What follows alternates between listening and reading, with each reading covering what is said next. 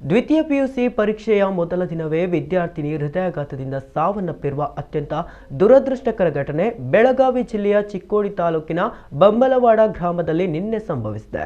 ಮೃತ ವಿದ್ಯಾರ್ಥಿನಿಯನ್ನ ಭೂಮಿಕಾ ಮಾಳಂಗಿ ಎಂದು ಗುರುತಿಸಲಾಗಿದೆ.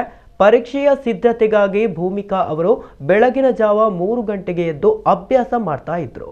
ಪರೀಕ್ಷೆಗೆ ಹೊರಡಲು ಸ್ನಾನ ಮುಗಿಸಿ ಹೊರಬರುವಾಗ ಏಕಾಏಕಿ ಎದೆನೋವು ಕಾಣಿಸಿಕೊಂಡು ಕುಸಿದು ಬಿದ್ದಿದ್ದಾರೆ.